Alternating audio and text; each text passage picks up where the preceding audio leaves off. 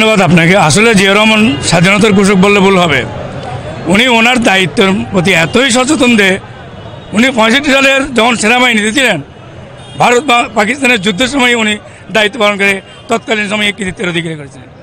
তারপর জাতির সংকটময় মুহূর্তে যখন রাজনৈতিক নেতারা ব্যর্থ, তখন একজন মেজর হয়ে তিনি যে মহান দায়িত্ব নিয়ে স্বাধীনতার ঘোষণা করেছিলেন এবং তার বউ বাচ্চার কথা চিন্তা করেন নাই। তিনি যদি ফেল করতেন তাহলে নিশ্চিত তার মৃত্যু ছিল। তারপর আসলে কি 75-এর 15 আগস্টের পর যারা আসছে তারা তো আওয়ামী লীগ সরকার, কিন্তু তৎকালীন সময়ে যে হজবরল অবস্থা, যে 3রা নভেম্বর থেকে 7ই নভেম্বর আগ পর্যন্ত কোনো সরকারই ছিল না, সেই সংকট মুহূর্তে জিয়া রহমানের আবির্ভাব। আমি মেজর জিয়া বলছি। ঠিক একইভাবে বাংলাদেশকে গড়ে তোলার ক্ষেত্রে উনি ওনার প্রথম নির্দেশক কর্মসূচি দিয়ে এবং বিভিন্ন রকমের উৎপাদনমুখী কর্মকাণ্ড, খাল কাটা, কৃষি বিপ্লব, তারপরে ম্যান পাওয়ার সাপ্লাই, তারপর আপনার যাকে বলা হয় উন্নয়নের সমস্ত ভিত রচনা করেছিলেন তিনি, এবং তাকে সহযোগিতা করেছিলেন তৎকালীন সময়ের আরেক সুযোগ্য ব্যক্তি সাইফুর রহমান। সাইফুর রহমানকে ছাড়া বাংলাদেশের অর্থনীতির কল্পনাই করা যায় না। আমি আজকের এই দিনে, শহীদ জিয়ার এই জন্মবার্ষিকী দিনে তার সাথে যারা ছিলেন তাদেরকে সবাইকে শ্রদ্ধার সাথে স্মরণ করছি, এবং আগামী দিনের তার যোগ্য উত্তরসূরি তারেক রহমান এবং বেগম খালেদার নেতৃত্বের মাধ্যমে আবার বিএনপির সেই শুভ দিন, দেশের সেই সুদিন আসুক, সেই কামনা করছি। ধন্যবাদ। আপনাকে ধন্যবাদ যে আপনি একটা গুরুত্বপূর্ণ প্রশ্ন করেছেন। আমি সহ আমাদের দেশবাসী সবাই জানে 1971 সালের 25শে মার্চ রাত্রে পাক হানাদার বাহিনী যখন আমাদের উপর ঝাঁপিয়ে পড়ে, এদেশের জনগণের সাথে সম্পৃক্ত রেখে মানে কিছু করার মতো আওয়ামী লীগের নেতাদের কোনো ক্ষমতা ছিল না। বিশেষ করে ওদের নেতা বঙ্গবন্ধু শেখ মুজিবুর রহমান, উনি আমাদেরকে একরকম অরক্ষিত অবস্থায় রেখে উনি পাকিস্তানে পলায়ন করেছেন।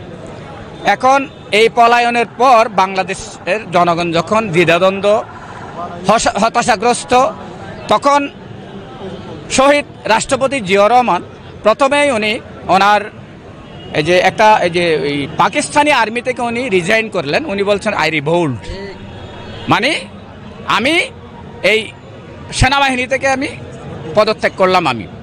আমি এই পদত্যাগ করার পরে উনি করছে কি, ওনার বাঙালি যারা অফিসার ছিলেন ওদেরকে নিয়ে জাঞ্জুকে হত্যা করলেন, ঘেরাওয়ের পর হত্যা করলেন, এবং পরে উনি নিজে থেকে একটা ঘোষণা দিলেন যে আমি জিয়াউর রহমান, মেজর জিয়াউর রহমান, আমি বাংলাদেশের স্বাধীনতা ঘোষণা করলাম।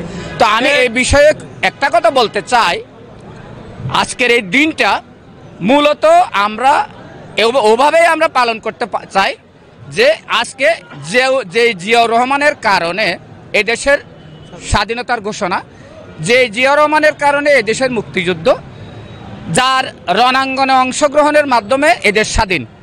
আমি বলতে চাই শহীদ রাষ্ট্রপতি, মহান মুক্তিযুদ্ধের ঘোষক, একজন সফল রাষ্ট্রনায়ক, ক্ষণজন্মা রাখাল রাজা জিয়াউর রহমানের জন্ম না হলে আজকে মনে হয় আমরা আমাদের এই বাংলাদেশ স্বাধীন হতো না। আমরা এই দিনটাকে অনেক গুরুত্ব সহকারে আমরা দেখি। এই দিনটাকে শহীদ প্রেসিডেন্ট জিয়াউর রহমানের জন্মদিন উপলক্ষে আজকে চট্টগ্রাম মহানগর কর্তৃক আয়োজিত আজকের এই আলোচনা সভায় বিশাল প্রত্যেক 15টা থানা থেকে বিশাল মিছিল নিয়ে সবাই আসছে, এবং অনেক নেতৃবৃন্দরা এখানে উপস্থিত আছে।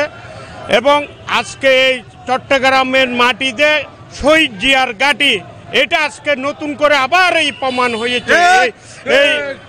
এইটা হইল মূল জিনিস। আর শহীদ প্রেসিডেন্ট জিয়াউর রহমান যদি এই দেশে জন্ম না হইতো, তাইলে এই দেশে স্বাধীনতা ঘোষণা করার মতো কোনো ব্যক্তি ছিল না। কারণ যখন আওয়ামী লীগ এই দেশ থেকে পালিয়ে ইন্ডিয়া সবাই চলে গেছিল, তখন একমাত্র শহীদ প্রেসিডেন্ট জিয়াউর রহমানেই এই দেশে স্বাধীনতা ঘোষণা করে। এই ঘোষণার মাধ্যমে, মুক্তিযুদ্ধের মাধ্যমে এই দেশ বাংলাদেশ সৃষ্টি হয়। এই